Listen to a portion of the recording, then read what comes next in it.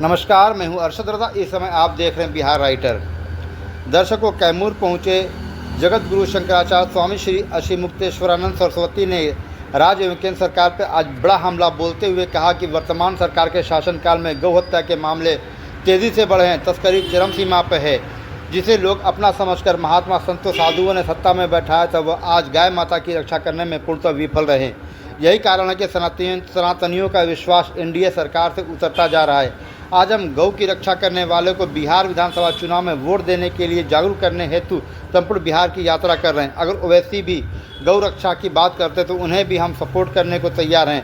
आप बताएं, कांग्रेस ने कब गौ रक्षा की बात की है? आज विश्वास करना मुश्किल हो गया है। वर्तमान सरकारें बुजुर्गखाने को सब्सिडी देकर आधुनिक बना रही है और उनसे बड़े पैमाने पर चंदा वसूल रही है। उन्होंने कैमूर के सनातनियों से अपील की कि अपना वोट उन्हीं के दे जो गौ माता की रक्षा की बात करें।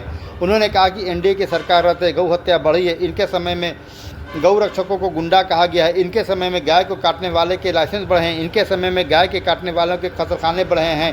ये लोग गौ की रक्षा करने में पूर्णतः विफल रहे हैं। आइए देखते हैं स्वामी असीमुक्तेश्वरानंद ने अपने प्रेस कॉन्फ्रेंस में क्या कहा।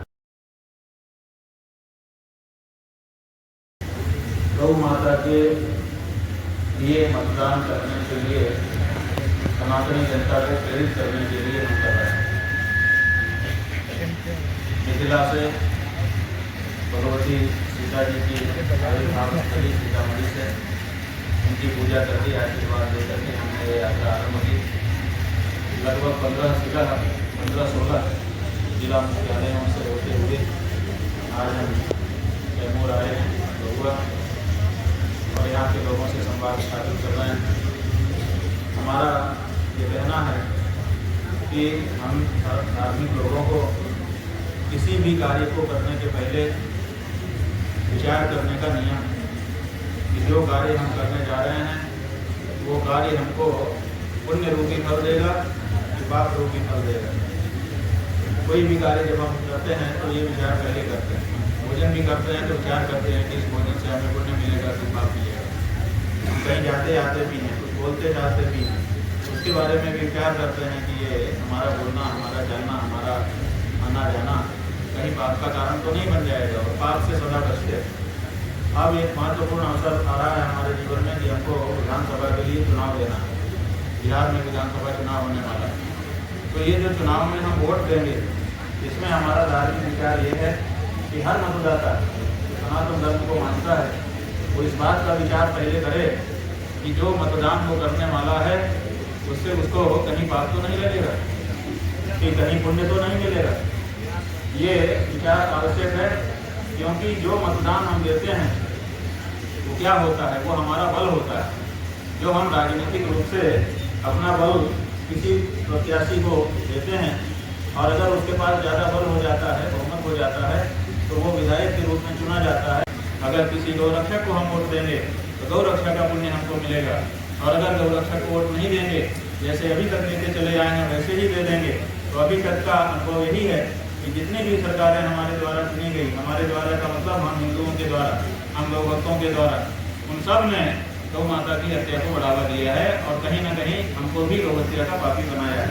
तो आने वाले विधानसभा चुनाव में जो लोग पाप पुण्य का विचार करके कार्य करते हैं, लोग परलोक की चिंता करते हैं, उनके सामने ये बात स्पष्टता से निरूपित करने के लिए ये यात्रा हम कर रहे हैं। जो लोग हमारी बात को समझ रहे हैं वो गौ मतदाता के रूप में संकल्पित हो रहे हैं। आशय ये है कि आने वाले विधानसभा चुनाव में वो वोट तो जरूर देंगे, लेकिन उसी प्रत्याशी को देंगे जो गौ माता की रक्षा की शपथ लेकर के भरोसा दिला देगा।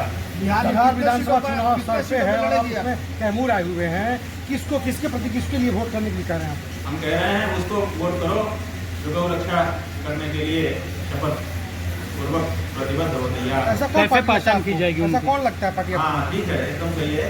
अगर कोई पार्टी ऐसी होती तो हम उसको कह देते कि इसको वोट करो, लेकिन एकदम आपने सही कहा कि ऐसी कोई भी पार्टी इस समय सामने नहीं आ रही है जो कह सके कि हम गौ रक्षा करें।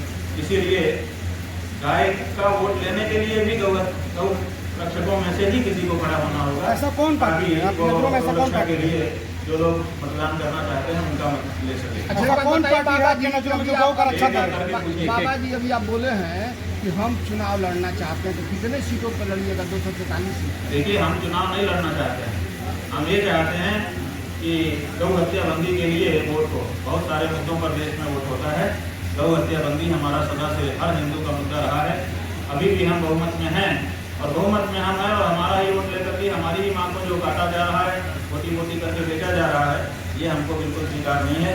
इसलिए अपनी हिंदू जो जाति है उसको जागृत करने के लिए, और दूसरे भी हैं जो हिंदू नहीं हैं लेकिन वो भी चाहते हैं कि गौ हत्या बंद हो, उनका भी वोट लेने के लिए हम प्रेरित कर रहे हैं लोगों को। क्योंकि अभी हम किसी को कह देंगे कि ये व्यक्ति गाय का प्रत्याशी हो सकता है तो उसका नामांकन भी खारिज करवा देंगे, कोई न कोई पैच निकाल। यानी कहने का मतलब है बाबा जी, कब की जाएगी आपकी द्वारा? नामांकन जब वैध डिक्लेयर हो जाएगा तब हम बताएंगे कि हमारा कब पार्टी की घोषणा हो जाएगी आपके द्वारा? बिल्कुल उसी दिन। अभी कब समय बचा है बाबा जी आपके पास? ये नामांकन अंतिम रूप से परीक्षित कर लिया जाएगा, वैध घोषित कर दिया जाएगा। उसी दिन हम बता देंगे कि कैमूर जो विधानसभा है उससे गाय के लिए कौन खड़ा है। आप सोचे ना होंगे पार्टी के झंडा पे क्या चिन्ह रहेगा? भाई पार्टी कोई नहीं है, जनरल प्रत्याशी। आपके द्वारा जो समर्पित कार्यकर्ता रहेंगे वही, आपके द्वारा जो समर्पित कार्यकर्ता रहेंगे जो गौ तस्कर गौ हत्या के विरुद्ध में खड़ा होंगे वही, उन्हीं को वोट करने के लिए आप बोल रहे हैं? हाँ जी, उन्हीं के लिए। तो मुख्य मुद्दा केवल आपका गौ हत्या है? भाई गौ हत्या मुख्य मुद्दा है, उसके साथ बाकी सब जनता से जुड़े जो मुद्दे हैं सब मुख्य मुद्दा गौ हत्या। बाबा जी, आप हिंदुओं की बात किए, सबसे बड़ी विडम्बना हम लोग के हिंदुओं के लिए यह है कि हिंदू जातियों में बटे। बात यह है कि गाय उनको जोड़ देगी, क्योंकि गाय को ब्राह्मण भी अपनी माता मानता है, क्षत्रिय वैश्य शूद्र सब गाय को अपनी माता मानते हैं, हिंदू मात्र। इसलिए अगर जातियों में बटे हिंदू को एक करने का कोई आज की तारीख में मसाला है, कोई आज की तरफ तारीख में सीमेंट है, तो वो गाय है। गाय ही हम सबको इकट्ठा करेगी, वही जोड़ेगी। अभी भाजपा और एनडीए की सरकार है बिहार में और आप कह रहे हैं तो इसका मतलब गौरक्षक उन्हीं की सरकार में ऐसा हो रहा है, नरेंद्र मतलब गलत है। इसका मतलब क्या है? इसका मतलब अभी मतलब अनुमान लगाना है। सरकार तो वही है ना। अभी आपको अनुमान लगाने की जरूरत पड़ रही है, हमको बड़ा तरस आ रहा है आपकी बुद्धि पर। बाबा, जब ये प्रमाणित हो गया कि एनडीए की सरकार के रहते गौमांस का निर्यात पूरे विश्व में बढ़ गया, अब प्रमाणित हो गया, अब आप कह रहे हैं कि अनुमान, इसका मतलब क्या है? अब तो ये तय हो गया ना कि इनके समय में गौ हत्या बढ़ी है, इनके समय में गौ रक्षकों को गुंडा कहा गया है, इनके समय में गायों को काटने के लाइसेंस बढ़े हैं, इनके समय में गाय को काटने वाले कत्लखानों की सब्सिडी बढ़ी है, इनके समय में गौ रक्षकों को गुंडा कहा गया है, सब कुछ तय हो गया। बाबा जी, एमपी में गौ हत्या टैक्स फ्री कर दी गई है। यही सब बातें हैं जिससे ये पता चल गया कि जो लोग कह रहे थे कि हम गौ रक्षा करेंगे वो गौ रक्षा नहीं कर पाएंगे। इसीलिए अब सच्चे हिंदुओं को सामने आने की आवश्यकता है। कैमूर के सनातनियों के लिए क्या संदेश है? का ही बतिया कि ये कांग्रेस के समर्थन में बाबा जी बोलते ठीक हैं। है, कांग्रेस के समर्थन में अगर हम बोल रहे हैं तो आप एक कांग्रेसी का पत्र दिखा कर जिसमें वो कह रहा हो कि गौ हत्या किसी हालत में बंद करनी चाहिए। एक कांग्रेसी निकाल के दिखाओ, कौन है कांग्रेसी बताओ।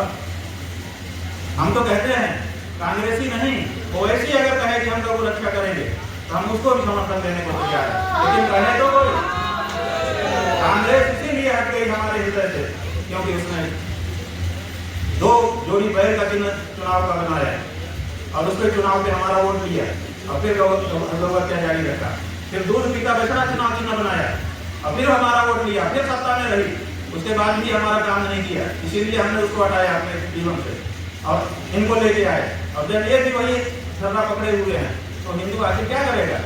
अपने हृदय की पीड़ा को दूर करने के लिए कोई न कोई उपाय तो खोजेगा।